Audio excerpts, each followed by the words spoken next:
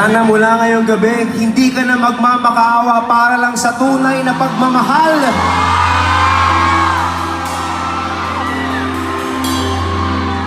Kung ayaw sa'yo, huwag mo na kulitin. Huwag mo na awayin. Huwag mo na i-chat, sayang lang ang data mo.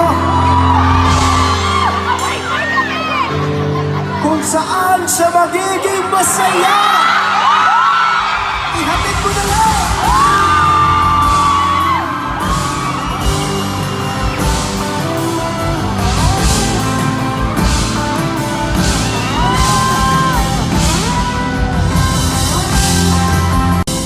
Sa pagitan walang katapusan, matagal ko nang pinag-iisipan bago mo